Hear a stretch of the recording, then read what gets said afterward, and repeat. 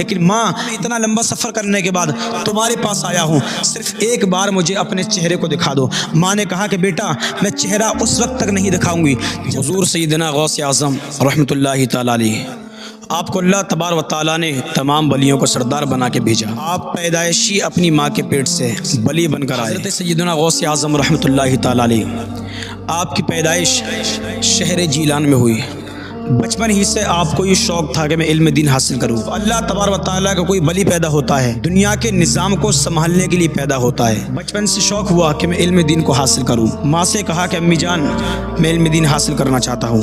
ماں نے کہا کہ بیٹا جاؤ، اور آپ شہر جیلان سے سفر کر کے آپ شہر بغداد تشریف لے آئے۔ اور یہ سفر کوئی ایک دو دن کا نہیں تھا، بلکہ کئی دن کا یہ سفر تھا۔ آپ نے بڑی محنت مشقت سے اس سفر کو طے کیا۔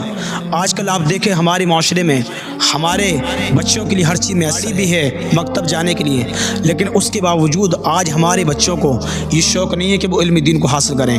آج ہر چیز انسان کے پاس ہے، اگر انسان چاہے تو گھر بیٹھے علم دین کو حاصل کر سکتا ہے، لیکن اس کے باوجود انسان کو علم دین کی تڑپ نہیں ہے، انسان کو علم دین حاصل کرنے کا کوئی شوق نہیں ہے۔ لیکن قربان جاؤ سیدنا غوث اعظم رحمۃ اللہ تعالیٰ علیہ اس بچپن پر شہر بغداد میں آئے۔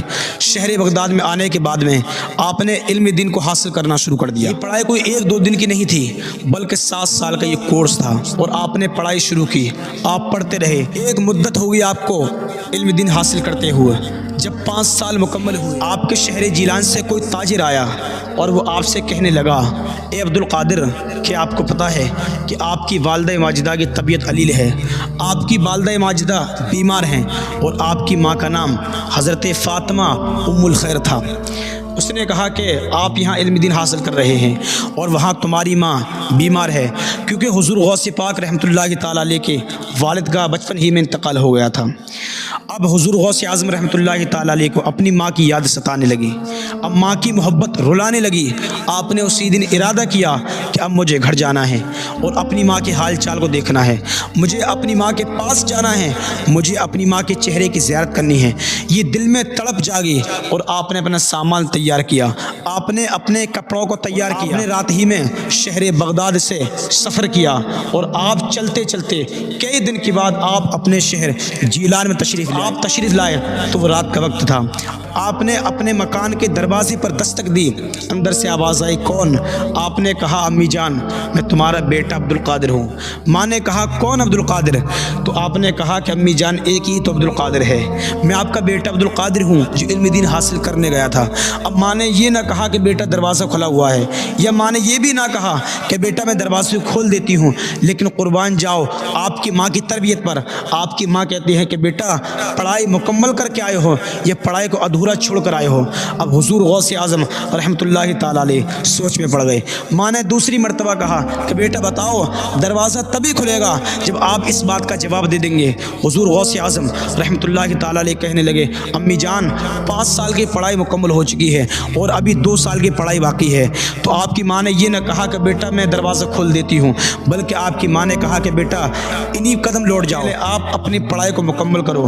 حضور غوث اعظم نے فرمایا، امی جان آپ کی طبیعت خراب تھی، یہ میں نے سنا تھا، مجھے بڑی پریشانی ہوئی کہ مجھے ماں کو دیکھنا ہے، مجھے ماں کے قریب جانا ہے، لیکن ماں اتنا لمبا سفر کرنے کے بعد تمہارے پاس آیا ہوں، صرف ایک بار مجھے اپنے چہرے کو دکھا دو۔ ماں نے کہا کہ بیٹا میں چہرہ اس وقت تک نہیں دکھاؤں گی جب تک تم اپنی پڑھائی کو مکمل نہیں کر لو گے۔ پھر ماں نے کہا کہ بیٹا عبد القادر جاؤ، اور اب ہماری آخری ملاقات کل میدان محشر میں ہوگی۔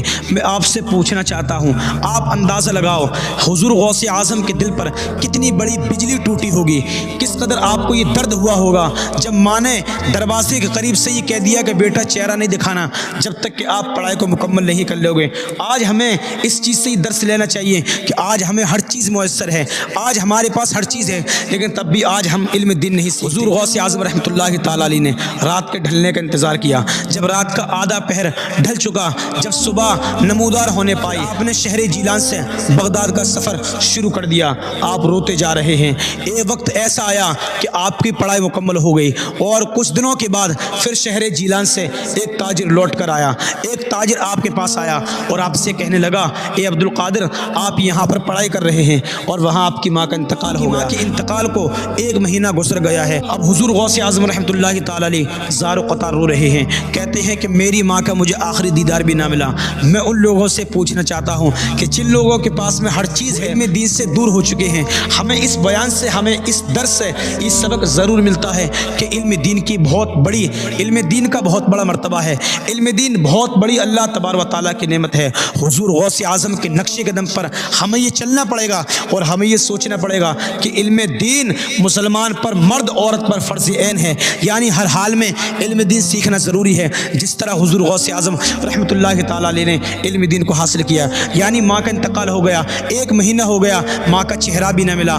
آج تو ہمیں ماں باپ ہمارے قریب ہیں، اس کے باوجود آج ہم لوگ علم دین حاصل نہیں کرتے ہیں۔